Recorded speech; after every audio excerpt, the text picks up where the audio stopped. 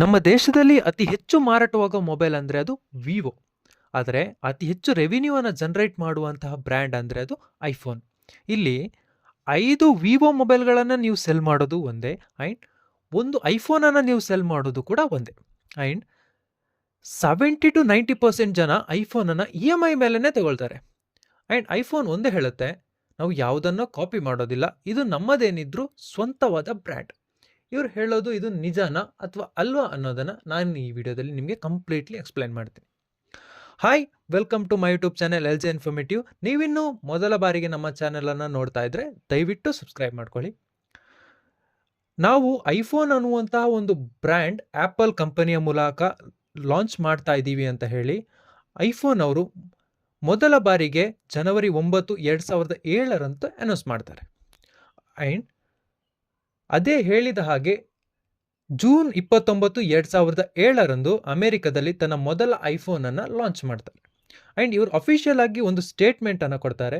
ಅದು ಏನಂದರೆ, ನಾವು 100% ಪ್ರೈವೇಸಿಯನ್ನು ಕೊಡ್ತೀವಿ ಮತ್ತು ನಮ್ಮ ಫೋನ್ ಯಾವತ್ತೂ ಲ್ಯಾಗ್ ಆಗಲ್ಲ ಮತ್ತು ಇದು ನಮ್ಮದೇ ಆದಂಥ ಒಂದು ಸ್ವಂತ ಬ್ರ್ಯಾಂಡ್. ಇದರ ಜೊತೆಗೆ ಇವರೊಂದು ಮಾಸ್ಟರ್ ಪ್ಲ್ಯಾನನ್ನು ಮಾಡ್ಕೊಳ್ತಾರೆ. ಅದೇನು ಅಂದರೆ, ಒಂದು ಐಫೋನ್ನಿಂದ ಇನ್ನೊಂದು ನೆಕ್ಸ್ಟ್ ಐಫೋನ್ಗೆ ಶಿಫ್ಟ್ ಆದಾಗ ಹಳೆ ಸಿಸ್ಟಮ್ ಏನಿದೆ ಅದು ಕಂಪ್ಲೀಟ್ಲಿ ಸ್ಲೋ ಆಗಬೇಕು. ಆ ರೀತಿಯಲ್ಲಿ ಸಿಸ್ಟಮ್ ಸಾಫ್ಟ್ವೇರ್ ಅಪ್ಡೇಟನ್ನು ಕೊಡ್ತಾಯಿದ್ರು. ಯಾವಾಗ ನೀವು ಮೊಬೈಲನ್ನು ಅಪ್ಡೇಟ್ ಮಾಡೋಕ್ಕೆ ಹೋಗ್ತೀವಿ ಆಟೋಮೆಟಿಕ್ಕಾಗಿ ಅದು ಸಿಸ್ಟಮ್ ಸ್ಲೋ ಆಗ್ತಾಯಿತ್ತು. ಸೊ ಅದನ್ನು ಅಫಿಷಿಯಲ್ ಆಗಿ ರೀಸೆಂಟ್ಲಿ ಗೌರ್ಮೆಂಟ್ ಹೇಳುತ್ತೆ, ನೀವು ಹಾಗೆ ಮಾಡೋ ಹಾಗಿಲ್ಲ ಅಂತ ಹೇಳಿ ಐಫೋನ್ 12 ಸೀರೀಸ್ನಿಂದ ಅದನ್ನು ಸ್ಟಾಪ್ ಮಾಡ್ತಾರೆ. ಜನರಿಗೆ ಬರ್ಡನ್ ಆಗ್ತಾ ಇದೆ ಅನ್ನೋ ಕಾರಣಕ್ಕೆ ಅದನ್ನು ಸ್ಟಾಪ್ ಮಾಡ್ತಾರೆ. ಆ್ಯಂಡ್ ಇಲ್ಲಿ ಇವರು ಹೇಳೋ ಪ್ರಕಾರ ಯಾವುದನ್ನೆಲ್ಲ ಕಾಪಿ ಮಾಡಿದ್ದಾರೆ ಅಂತ ಹೇಳೋದಾದರೆ, ಮೊದಲಿಗೆ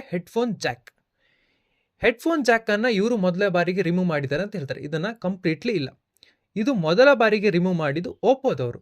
ಓಪೋ 2012 ಓಪೋ ಫೈಂಡರ್ ಅನ್ನುವಂಥ ಒಂದು ಮೊಬೈಲನ್ನು ಲಾಂಚ್ ಮಾಡುತ್ತೆ. ಅದರಲ್ಲಿ ಅವರು ಹೆಡ್ಫೋನ್ ಜಾಕನ್ನು ರಿಮೂವ್ ಮಾಡ್ತಾರೆ. ಆ ಹೆಡ್ಫೋನ್ ಜಾಕನ್ನು ರಿಮೂವ್ ಮಾಡೋದನ್ನ ಎಲ್ಲೂ ಹೇಳೋದಿಲ್ಲ. ಆದರೆ ಐಫೋನ್ ಯಾವಾಗ ಹೆಡ್ಫೋನ್ ಜಾಕನ್ನು ರಿಮೂವ್ ಮಾಡ್ತೋ ಪ್ರತಿಯೊಬ್ಬರಿಗೆ ಹೇಳುತ್ತೆ, ನೀವು ಏರ್ಪಾಡ್ಸ್ ಯೂಸ್ ಮಾಡಬೇಕಾದ್ರೆ ಐಫೋನ್ದೇ ಯೂಸ್ ಮಾಡಬೇಕು, ಬೇರೆ ನೀವು ಯಾವುದೇ ಕಂಪನಿಯ ಏರ್ಪಾಡ್ಸ್ ಇದಕ್ಕೆ ಆಗೋದಿಲ್ಲ, ಕನೆಕ್ಟ್ ಆಗೋದಿಲ್ಲ ಅಂತಲೇ ಹೇಳ್ತಾರೆ. ಆ್ಯಂಡ್ ನೆಕ್ಸ್ಟ್ ಇವ್ರು ಬಂದುಬಿಟ್ಟು ಚೇಂಜ್ ಮಾಡುವಂಥದ್ದು ಫೇಸ್ ಐ ಡಿ ಅನ್ನುವಂಥದ್ದು. ಇದಕ್ಕಿಂತ ಮೊದಲು Xbox ಅನ್ನುವಂಥ ಒಂದು ಕನೆಕ್ಟರ್ ಇತ್ತು, ಅದರಲ್ಲಿ ಮೊದಲ ಬಾರಿಗೆ ಫೇಸ್ ಐ ಡಿ ಇರುತ್ತೆ. ಆದರೆ ಇದನ್ನು ಅವರು ಕಾಪಿ ಮಾಡ್ತಾರೆ ಐಫೋನ್ನವರು. ಮೂರನೆಯದಾಗಿ ಬರುವಂಥದ್ದು ಫಾಸ್ಟ್ ವೈರ್ಲೆಸ್ ಚಾರ್ಜಿಂಗ್. ಇದು 2015 ಸ್ಯಾಮ್ಸಂಗ್ S6 ಮತ್ತು S6 ಎಡ್ಜ್ ಅನ್ನುವಂಥ 2 ಮೊಬೈಲ್ಗಳನ್ನು ಲಾಂಚ್ ಮಾಡ್ತಾರೆ. ಆಗ ಅದರಲ್ಲಿ ಅವರು ವೈರ್ಲೆಸ್ ಚಾರ್ಜಿಂಗನ್ನು ಮೊದಲ ಬಾರಿಗೆ ಇಂಟ್ರೊಡ್ಯೂಸ್ ಮಾಡ್ತಾರೆ. ಅದಕ್ಕಿಂತ ಮುಂಚೆ ವೈರ್ಲೆಸ್ ಚಾರ್ಜ್ ಅನ್ನುವಂಥದ್ದು ಯಾವ ಬ್ರ್ಯಾಂಡಲ್ಲೂ ಇರಲಿಲ್ಲ. ಆ್ಯಂಡ್ ಯಾರಿಗೂ ಅದರ ಬಗ್ಗೆ ಯೋಚನೆ ಕೂಡ ಇರಲಿಲ್ಲ. ಬಟ್ ಸ್ಯಾಮ್ಸಂಗ್ ಅದನ್ನ ಮೊದಲ ಬಾರಿಗೆ ತೊಗೊಂಡು ಬರುತ್ತೆ. ಅದನ್ನು ನೋಡಿ ಐಫೋನ್ ಕೂಡ ಅದನ್ನೇ ಕಾಪಿ ಮಾಡುತ್ತೆ. ಬಟ್ ಅದನ್ನು ಅವರು ಅಫಿಷಿಯಲ್ ಆಗಿ ಎಲ್ಲ ಕಡೆ ಸ್ಟೇಟ್ಮೆಂಟ್ ಕೊಡ್ತಾರೆ. ಅದನ್ನು ಅನೌನ್ಸ್ ಮಾಡುವಾಗ ಮತ್ತು ಎಲ್ಲಿ ಅವರು ಲಾಂಚ್ ಮಾಡ್ತಾರೆ ಇವೆಂಟ್, ಅದರಲ್ಲಿ ಅದನ್ನೇ ಹೈಲೈಟ್ ಮಾಡಿ ತೋರಿಸ್ತಾರೆ. ಆ್ಯಂಡ್ ಇತ್ತೀಚೆಗೆ ಲಾಂಚ್ ಆದಂತಹ ಐಫೋನ್ ಏರ್ ಅನ್ನುವಂಥ ಸ್ಕ್ರೀನ್ ವಿತ್ ಏರ್ ಅನ್ನುವಂಥ ಒಂದು ಮೊಬೈಲನ್ನು ಲಾಂಚ್ ಮಾಡ್ತು. ಅದರ ಬ್ಯಾಕ್ ಸೈಡ್ ಕ್ಯಾಮ್ರಾ ಮಾಡ್ಯೂಲ್ ಏನಿದೆ ಅದನ್ನು ಗೂಗಲ್ ಪಿಕ್ಸೆಲ್ನ ಕಾಪಿ ಆಗಿತ್ತು. ಅದು ಇವ್ರದ್ದು ಸ್ವಂತ ಆಗಿರಲಿಲ್ಲ. ಆ್ಯಂಡ್ ಕಳೆದ ವರ್ಷ ಅಷ್ಟೇ ಲಾಂಚ್ ಆದಂತಹ ಐಫೋನ್ 16ನಲ್ಲಿ ಕ್ಯಾಮ್ರಾ ಶಟರ್ ಬಟನ್ ಅಂತ ಹೇಳಿ ಹೊಸದಾದಂಥ ಅಪ್ಡೇಟನ್ನು ಕೊಟ್ಟರು. ಆದರೆ ಇವರು ಇದನ್ನು 2012 ಲಾಂಚ್ ಆದಂತಹ ವಿಂಡೋಸ್ ಮೊಬೈಲ್ ಆದಂತಹ ನೋಕಿಯಾ ಲೂಮಿಯಾ 920 ಅನ್ನುವಂಥ ಒಂದು ಮೊಬೈಲನ್ನು ಲಾಂಚ್ ಮಾಡಿತು. ಅದರಲ್ಲಿ 2012 ಕೊಟ್ಟಿದ್ರು. ಆದರೆ ಬರೋಬ್ಬರಿ 10 ವರ್ಷದ ನಂತರ ಇವರು ಅದೇ ಸೇಮ್ ಶಟರ್ ಬಟನ್ ಏನಿದೆ ಅದನ್ನು ಐಫೋನಲ್ಲಿ ತಗೊಂಡು ಬಂದರು.